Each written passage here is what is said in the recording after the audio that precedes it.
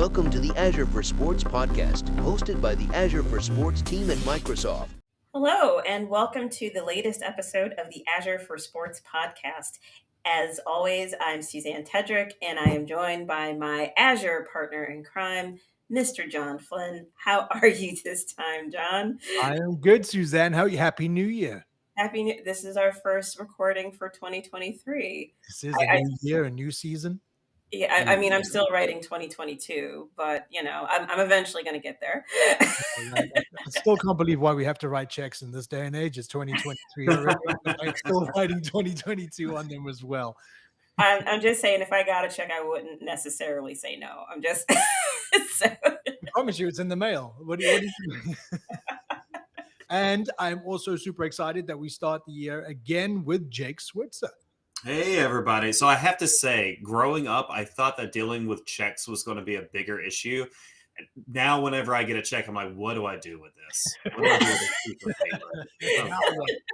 Just immediately start sweating, like the Jordan Peele meme. So what do I do here?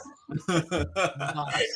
Oh, man. True. I mean, you feel like, oh my God, like a little kid, like you get this $20 bill and like, oh my gosh, what am I going to do? What am I going to do? And like, dude, it's not that much money. Like, relax. Or as my kids say, how do I transfer this into Robux? Do I put it in the phone? Right. Do I have an Apple Pay card thing? What do we do here? Exactly. Well, Jake, always awesome to have you with us. And we are joined today by a very special guest, Mr. Anthony Brock, who is the Senior Director of Business Analytics and Customer Insights. Did I get that right, Anthony? You did, yeah. Thank you. Welcome. Appreciate it. Awesome. I am super excited. Anthony, thank you so much for being on and being our first guest of 2023. Very excited about today's conversation. And I thought, Jake, given that you're guest hosting again, I'm gonna let you loose, man. This is your show. Go for it.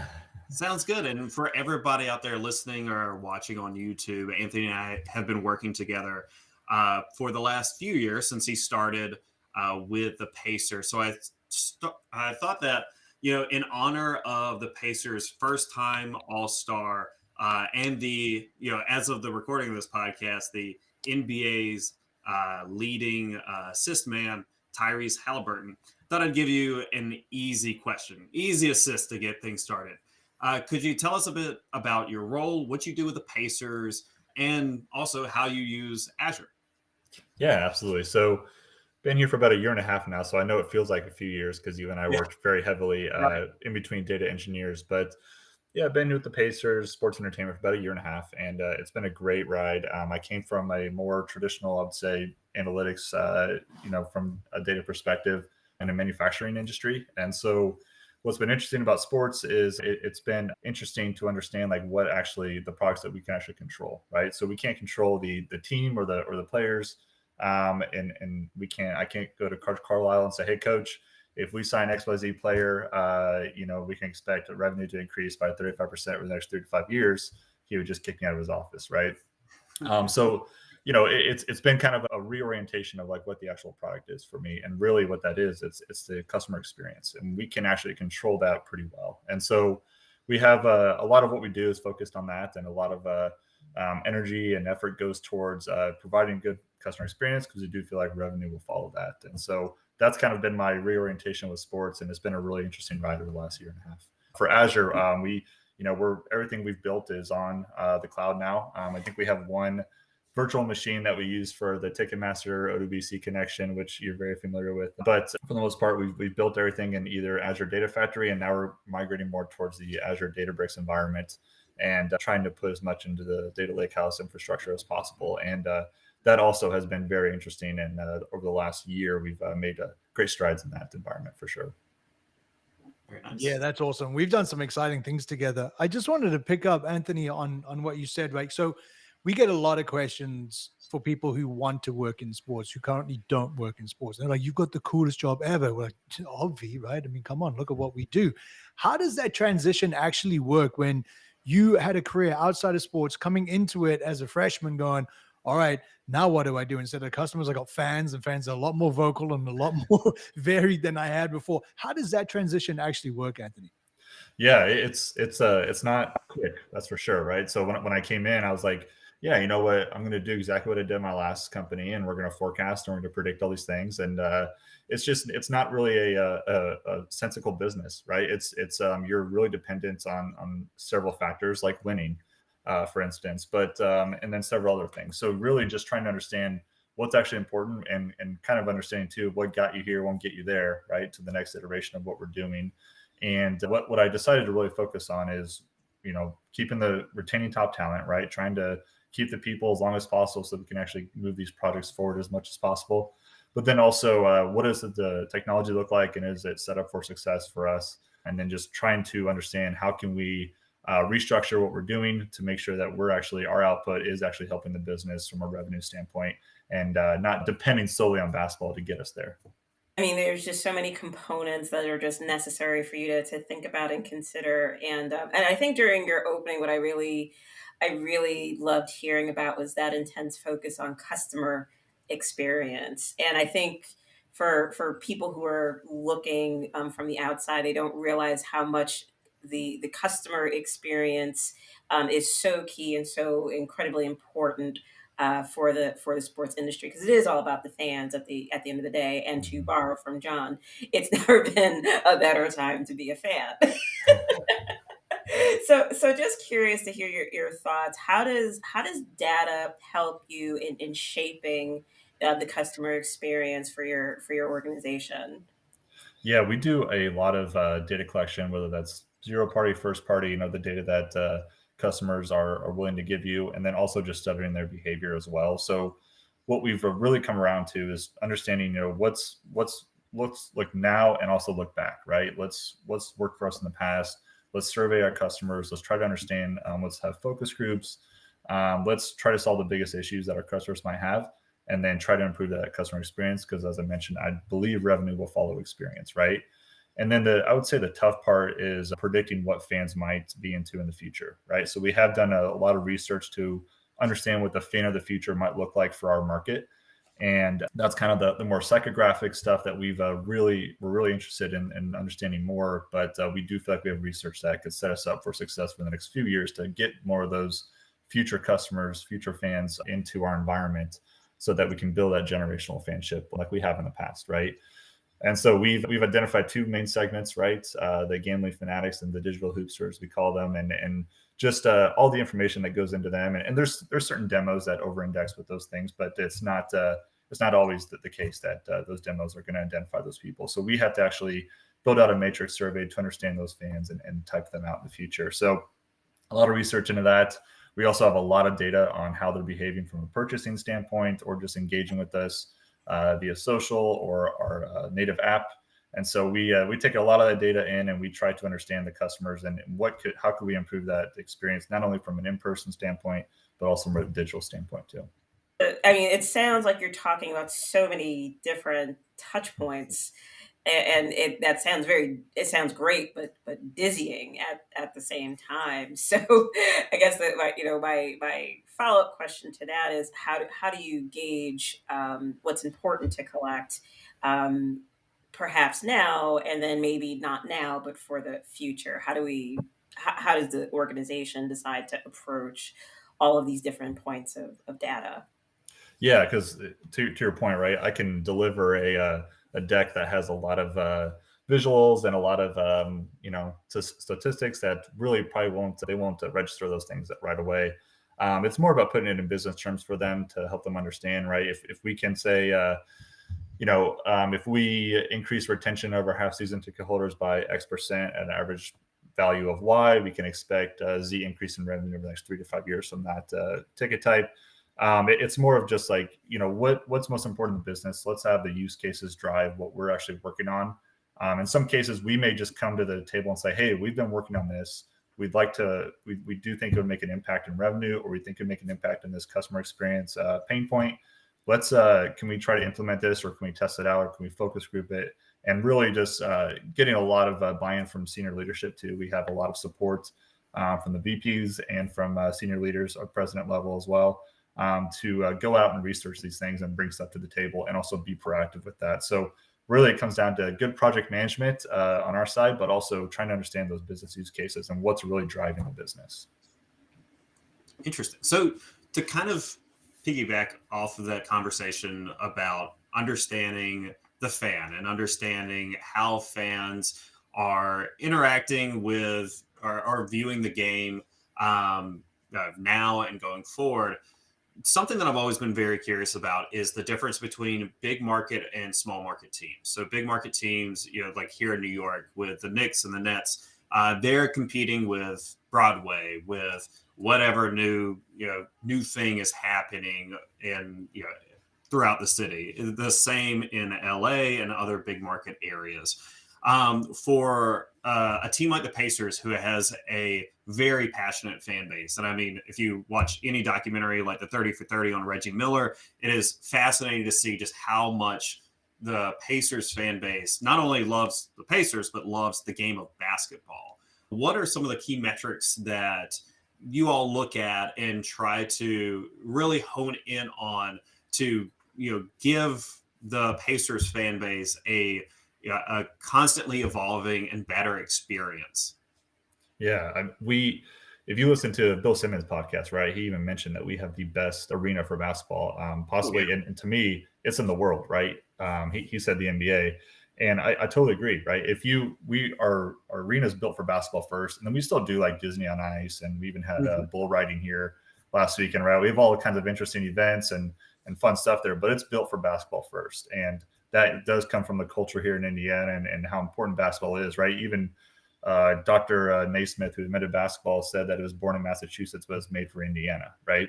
Yep. After coming to a state championship game in like 1925 or something. So it is interesting, right? We have to constantly be thinking about not only Pacers basketball, but we have Fever, we have the Mad Ants up in Fort Wayne, we have a 2K property, right, in esports. We have a lot of high school basketball here. We have a lot of college basketball here from all over the country, really. And really, we want basketball to be the most important thing. And when you come to this field house, and a lot of research goes into that as well, right? And you even hear our opponents say that it feels like the fans are like right on top of you. And then I would say the biggest thing about our market, to your point, like very loyal fans, right? We've done focus groups, we've done a lot of research, conjoint surveys, all types of stuff to understand our fans and what's most important to them. And when we talk to them, right, they want the team to be competitive. That's number one, right? But what we found is that our fans are actually pretty elastic to having a losing season or two, but still remain loyal to the team, right? And I do think that is maybe unique in our market. Indianapolis, I think it's like the 16th largest city in the U.S. So, and the from second to third is like millions of people. So I don't even think it's close, right? So when you think about our market, we do have to think about basketball first. We do have to put on a good experience where people just enjoy coming to watch or experience basketball in some way. And a lot of research goes towards that as well. That's awesome. I want to dive into a little bit about what you said about the field house, right? Because you guys have put in a ton of investment recently right? So building out capabilities. Can you talk a little bit about how data and your role played in actually redesigning the experience for the fan who's in the field house at that moment? How does that come about, Anthony? Yeah. So second largest renovation in NBA history, $360 million. It's inside and outside, right? So, I mean, it's even, brand new seats. There's 3 new premium club spaces. There's other premium spaces. There's a sky deck. There's all types of new, interesting ways to enjoy the game. And on the outside, we're going to have, it'll be done by the All-Star in 2024, but we're going to have a pavilion where you can actually enjoy basketball out there. It's like kind of an outdoor park area. And you can also, we're going to have ice skating in the winter, right? So it's going to be like a really nice entertainment space all in all. But that was started before me, so I can't take a lot of credit in the research for that. But I did talk to our CEO and president about that and how, the research they did to understand how to build a basketball forward arena in the state of Indiana, but be very modern and tech forward. And a lot of research went into it. They visited other stadiums, including across different leagues, right? NHL, NBA, NFL. They did a lot of focus groups for multi-game buyers, single game buyers, season ticket holders, all those things. They really wanted to know best practices on the newest stadiums and arenas and try to understand how can we bring that to Indiana in our own way, right? There's a lot of tradition at what's now called Gainbridge Fieldhouse, a lot of tradition there. It's about 23 years old. but it looks brand new on the inside now, right? And it's a beloved building. There's been a lot of good history there, right? We had when we were in the finals against the Lakers in 2000, it was through Gainbridge Fieldhouse. It was Conseco Fieldhouse at the time, right? But a lot of research and a lot of data collection went into it, especially visiting those other arenas and field houses around the country to understand how can we bring the most modern data and technology to an arena like ours is kind of a timeless, traditional type field house. That's awesome, man. I think so. And I speak to my family about my job and my friends about what I do. And they're like, they have absolutely no idea that this amount of research and amount of data goes into choosing what a venue looks like. This thing, well, build it, they will come, right? I mean, obviously Right. we'll come because we're Pacers fans, we'll be there. Well, that's not the point, right? That's part of it. Mhm. But as you said, there's history in an existing, in an established building. But then there's also this new stuff that you're building around it, because no matter how big stadiums get, and look at some of the World Cup stadiums from English Premier League, etc. as well, is that they get massive compared to some of the seats that we have here, but they're still finite. And your market is so much bigger than the amount of tickets that you have for sale that can come and someone can put their butt in a seat and watch what the action is happening live. How do you marry the responsibility to give that great experience to someone who's bought a ticket and they're in the venue right now, they're in the field house, it's fantastic, it feels like you're on top of it. But what about those who are in out of market, they can't get there, or even out of the country, but still want that Pacers experience? How do you marry delivering both of those? Yeah, it actually is. At the league meetings a few weeks ago, we learned that about 1% of your fans will actually come to a game, right? If you think about that, if you're not marketing to that 99% digitally or in some way, then you could lose those fans in the future, right? So we do have to really be conscious on how we are reaching our fans, right? We've made a lot of, I'm not going to take credit for the advances in social media we've made, but our team has made a lot of advances in social media. I think we're like 4th in the league now in engagement. It's been really cool to see that kind of blow up. And it's also great to have an exciting team to build that up around, right? But we do try to engage our fans as much as possible, right? And if you think about basketball, it's become such an international sport now. You have to be able to market to everyone. If you look at our players, right, we have, I think, 5 or 6 international players, so about half the team. And we have to be able to market to those countries in a way that makes them feel inclusive as well. Some of the Spanish-speaking countries, and some of them not. But at the end of the day, we want to be able to reach as many fans as possible and make sure that when they do engage with the Pacers, it's always a great experience. And so we have streaming through Valley Plus. We're always on NBA League Pass. We have different ways to reach those fans. But we also have a fair amount of fans who shop through our e-commerce platform for gear. And being able to serve those fans across the country and possibly globally is something that we're also focused on too. I think it blows my mind that, like, the fact that you would think that, there would be so many more people coming and attending games, and it's like it's only this small fraction, this small percentage, and that you have to think a little bit more bigger globally as to the audience that you're serving. So great reminders that it's not just all about you physically being present. It's really about being where your fans are, wherever they may happen to be. And thinking about the design of the field house, for your sustainability practices, because that for many organizations now there is this very keen awareness and focus on making sustainable event spaces and products and services. How much was that a factor in the design of the field house? Yeah, it's interesting when I talk to Mel Raines about this. It's interesting to think about a basketball arena, right, and how we can start to save energy when it's so massive, right? And so, 17, 18,000 seats. When you think about that, what's interesting when I did talk to her, when we did this whole renovation, right, almost everything was replaced, right? So much more energy efficient. Like if you think about like when you buy a new house and you get new windows, right?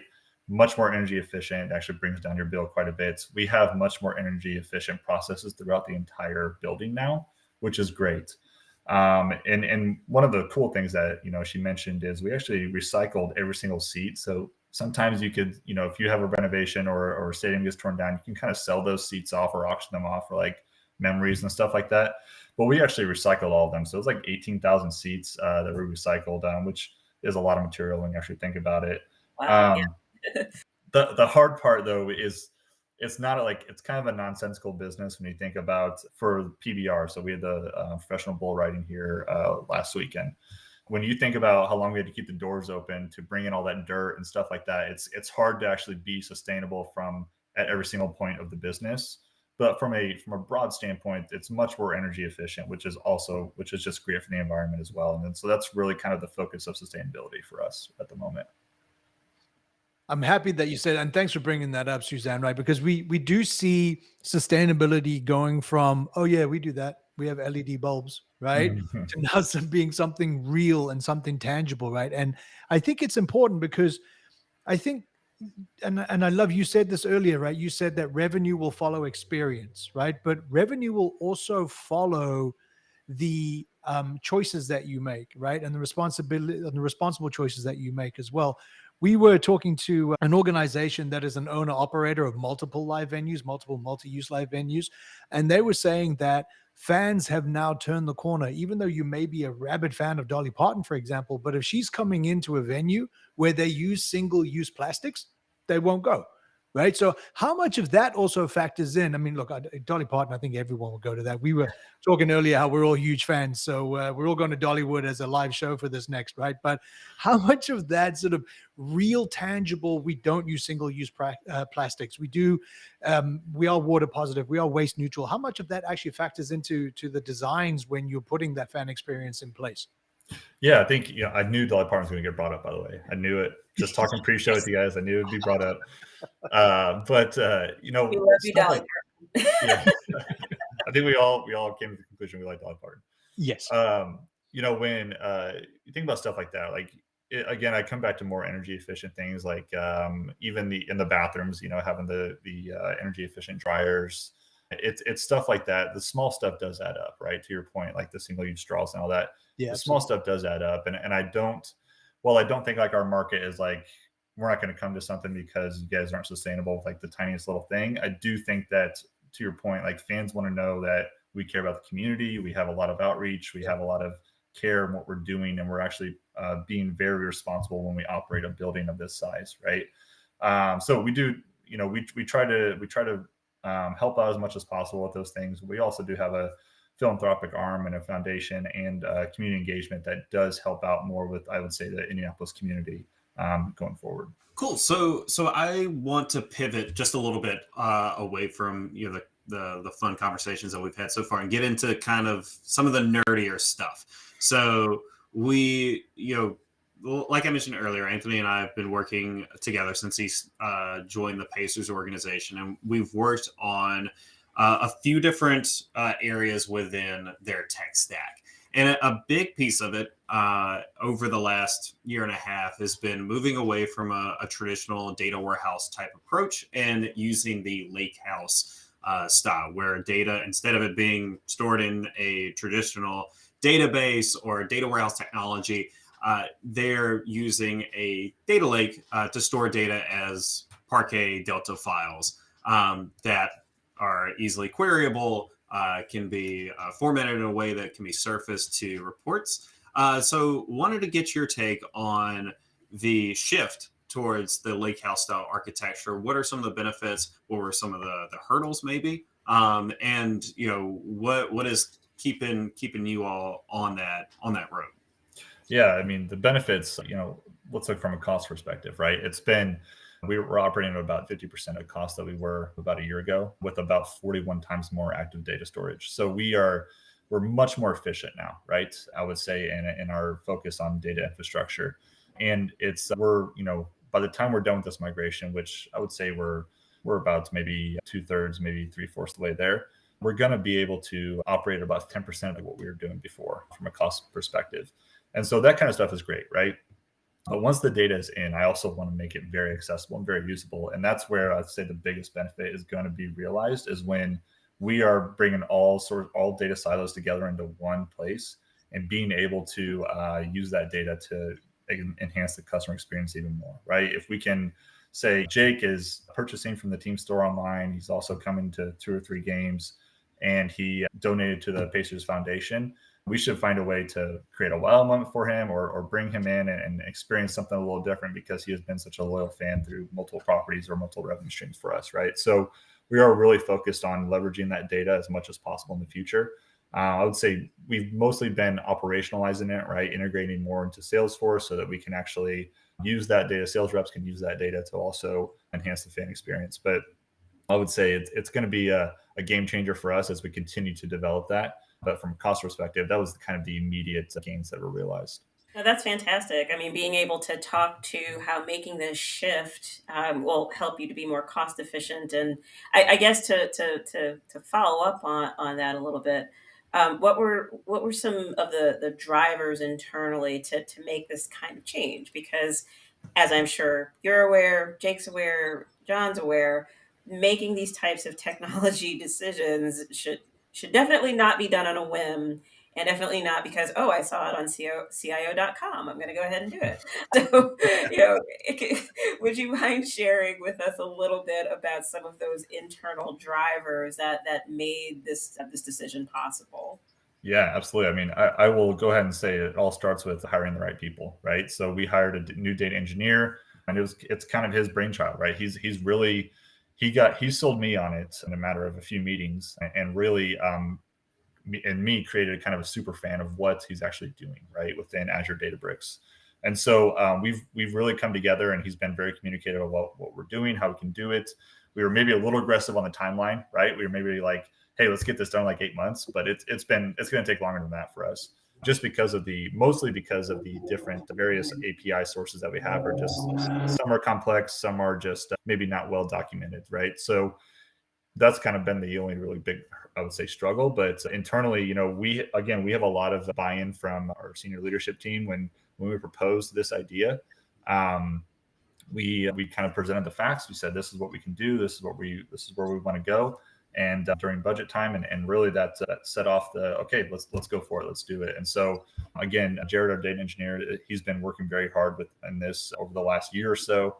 And again, already gains realized from this, but I do think the biggest benefit will actually be the data that we use in the future. Yeah, absolutely. I want to dial in on something that you said, because I know that Pacer's leadership from a technology and leadership perspective have always been innovation forward, right? You guys have always wanted to be where the technology can help the fan, where it can help the game, and so on and so forth. How does that conversation look, though, Anthony, when you're going, all right, this is wild, this is new, I think it could be really cool, you got sold on it. How does that work from going to then maybe seeking budget to get it done, or seeking the permissions to change from where you are today, something that works, right? It may not be the most efficient thing, but it works, right? We're running a team, to where you want to get to. How does that conversation look? Yeah, it's putting it in a business perspective that they can understand, because, kind of what we talked about earlier, I can't just create a 10 deck slide, deck and say, hey, here's everything we can do, and here's the statistics on what we can do, and here's the analysis, and then all that. It's more about, hey, it's going to save us money, right? We can actually right off the gate start saving some costs to our cloud platforms, which in the end will just benefit us even further. Even as we maybe onboard more ML AI capabilities, we'll be able to actually maybe fill that gap with those costs instead of actually incrementally increasing. So, there's that kind of like business perspective from it, but there's also or cost perspective. There's also hey, this is what we want to do with our data, right? It's going to come in unstructured. We got to structure it up. We got to make sure it's readable. But once it's there, we want to democratize data within the entire organization, right? And that's really the goal of this whole thing, is turn everyone into an analyst of some sort, right? Being able to access data, use it, make decisions from it, start every conversation or major decision from the data that we're providing. And that's really what kind of, I would say, sold them on, okay, let's go for it. And also, do we need to change out providers or anything like that? And the quick answer there was no, right? We could do everything within the Azure environment, and which was really beneficial, especially since our CTO and VP of IT at the time, they really don't want to move off stuff, especially when they have things built out. So we were able to just kind of leverage what we're already in and say, hey, we're not making a big platform change. There's no new contracts, right? There's nothing major here. We're just doing something different within the environment that we already have. So that's the thing that really strikes me there, is that it isn't that different as you were saying, right, we don't, the shift isn't that massive in terms of the practicality of it. I think it's a lot of it is a mind shift, and a lot of it is thinking differently about how you get to the end point as you do today. It's also crazy, right? So some people that we speak to, they go, well, we have all of these different departments. They have their own data. A lot of it's duplicative. A lot of it comes in through the same sources, but we have multiple ways of doing it. And then you kind of go, why? Right? I mean, it's 2023, right? Despite that we keep writing 2022 on our checks, it is 2023. Why do you think we still have this old guard way of thinking, well, this data is mine and I have my fiefdom and I have to protect it. Therefore, therein lies my value. That's clearly eroding, right? But why do you think that still permeates today? Yeah, I think, maybe they've had experienced maybe some data practitioners or other departments that have maybe used that data to tell a different story. And one thing we've really concentrated on is if we're going to present, revenue data, for instance, right? The VP of sales should, or someone, or a director in sales, or the AVP in sales should have some kind of buy-in to that, either presentation or document that we're creating, right? We can't just like blow up sales and say, hey, revenue is this, and here's why, right? We have to actually maybe get some context from them and understand, like, hey, revenue is down maybe on this ticket type this season because XYZ, right? And so I would say it's really helped us really actually bring people into our process and not just maybe silo it ourselves once we get all the data and work on something. It's, hey, let's take this to the VP of sales or VP of marketing and see what they think and help them give context to what we're finding. And also there's probably a different filter that we're not thinking of, because as Jake knows, Ticketmaster data is it comes in like really, there's so many fields, right? And there's so many different ways to break it down. And so we really need a lot of context when we're trying to build out this ticket revenue and analytics and things like that. The fact that you're able to realize so many early successes and gain so much out of it, I'm curious, where does it go from here? Where else are you looking to kind of innovate and perhaps make more strides towards some of the goals that you talked about earlier? Yeah, I would say kind of the next steps for us is, once everything actually is in Lakehouse, right? Let's create these use cases that we can actually tackle. And, a lot of them are going to be more on the predictive side. So we'll be leveraging things like Databricks ML and Azure ML and all those platforms that we can to understand not only, what kind of type of fans we want to attract, but also what is their behavior like and how can we influence that over the next several years. And then, another piece of it is we want to be able to track the customer experience even better and build out, platforms or maybe even like a command center type deal where people can actually view live analytics so that we understand not just what happened in the past, but what's happening right now with our current either digital or in-person environment for the game. Yeah, and I think one of the pieces of technology that you had talked about earlier, it's not just a first-party service on Azure, but also a partner of ours that these are the folks that built out really the premier distributed computing platform that's out right now in Spark. But Azure Databricks, you had mentioned it, and it comes up quite a lot in not only the podcast that at least that I've been able to do with John and Susanne, but also in every customer scenario that I've worked on. So wanted to ask you, with Databricks, and I know Jared has come in with extensive experience, so shout out to Jared for really taking advantage of it for all of your use cases. But with Databricks, what have been some of the things that you've seen? It's been able to allow you all to do things in ways that you hadn't thought you could do it before, or things that previously had been really hard but now really easily. Kind of delve into that just a little bit. Yeah, I would say, especially, Jared's main focus right now is mostly in the API ingestion. And that's been something that for us, we've had several different types of data sources come in where we've had the FTP drops. You and I have built out a few things with FTP. We've built out a lot in Data Factory for just creating tables and then duplicating that table and then pushing it through and a lot more, right? So there's a lot of different ways you can pull that in. And I would say the focus on the APIs, I would say, has really helped us to build out much more and bring that data in, maybe unstructured at first, but then transforming that to usable data. So Jared's been really great about helping us understand that. Ticketmaster, for instance, just launched their new kind of API, I think a year or two ago. We've had the traditional ODBC connection, which is a live look into their production database. However, we're looking to do the API instead, maybe in the Lakehouse, which again is a tribute to, is a tribute to trying to understand the best way to bring data in. And I would say Databricks has been a catalyst for helping us understand what is the best way. How can we start to bring that stuff in more efficiently at a lower cost, but also store it in a way that makes sense, and then be able to extract that whenever we need to kind of either run a live dashboard or just run analysis. Anthony, what does it look like on a day-to-day operational viewpoint of now you've moved to this new architecture and you're almost done, right? You've got a couple left to go to finish your migration here. But how does your day-to-day change in terms of maintaining and the time it takes to support this new architecture that you have? Yeah, well, we're actually hoping to bring in another position to help out with that as well. But I would say, if I'm going from the engineering standpoint, right? If I'm going to speak for Jared for a minute, he does optimize the different data sources he's already pulled in. He's even said, hey, the way I did this, 3 months ago is actually not as well as I could have done. So I'm going to re-optimize that. And he's constantly trying to optimize those things, especially as we wait for those other sources to kind of pass through the legal realm of things so that we can actually bring them in. So I would say from the engineering standpoint, it's optimizing it. It's constantly trying to rebuild those pipelines to be more efficient. As we bring in an analytics engineer, hopefully this fiscal year, we'll be able to even more concentrate on the transformation of data, which is kind of the biggest, I would say, bottleneck right now. And then from the analytics standpoint, right? So, for myself and for the analytics team, we're able to actually pull that data extremely quickly in the cloud and actually push that into either Tableau, push it into machine learning, or just export it. And, I have to build a lot of presentations sometimes. So just putting it in a deck, right?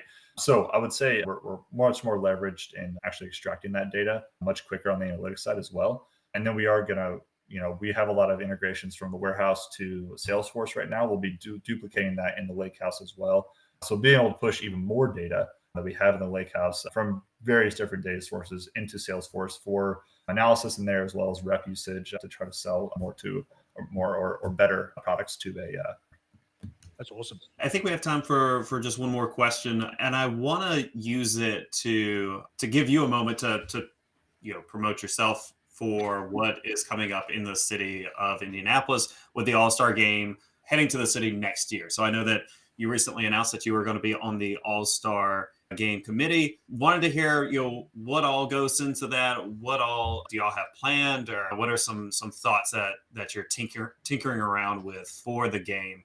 As very excitedly, just like you said earlier, Dr. Naismith had said that the game of basketball was made for Indiana, and we've all seen Hoosiers. We know how big the game is in the state. So very exciting to see the All-Star Game head to Indianapolis. So just want to get your thoughts on what are some things that you want to see or you want to get out of being on the committee. Yeah, it's interesting too. Like the best part, I would say, from COVID, if we're looking at a positive from that, we were supposed to host it in 2021. And because of COVID, it got pushed to 2024. So we're able to do this massive renovation in between there, which has really set us up nicely to host it. And, we had the commissioner actually in town in December checking everything out. He was, his eyes were lighting up on how amazing the building is. So I do think it's going to be really cool for Indianapolis. We had the Super Bowl here, I don't know, maybe 10 years ago, maybe 10, 15 years ago. I can't remember now. It was incredible. The economic impact that it had on the city of Indianapolis and really Indiana as a whole was just incredible. And new hotels being built, new buildings, and all this amazing stuff, right, for Indiana and Indianapolis. And so kind of my role on the NBA All-Star Committee for Indianapolis in 2024 is going to be really concentrated on helping with an outside vendor measure the economic impact of hosting it in Indianapolis. And so I'm really excited to dive in deep on that. And again, I think everyone's going to be kind of blown away. I hope we get the same weather we had in the Super Bowl this year, because it was like a freak week in February where it was like 65 degrees and everyone's like, man, Indiana's really nice. And I'm like, yeah, it's going to be 10 degrees next week. So I don't know, hopefully we get that type of weather, but otherwise I do think it's going to be a great chance for Indianapolis and Indiana as a whole. What's really cool too about the committee, as I'll say real quick, is they've done a lot more to just not only help, the building and the NBA and the Pacers and all that, but actually the community has really benefit from this. We've had like 24 projects for All-Star 24 that have benefited things involving basketball, non-involving basketball, just outside the community. And the committee itself is so vast and large with community leaders and leaders here at Pacer Sports Entertainment. So it is really cool opportunity for us to kind of get the community involved and actually help out with them as well. That's awesome.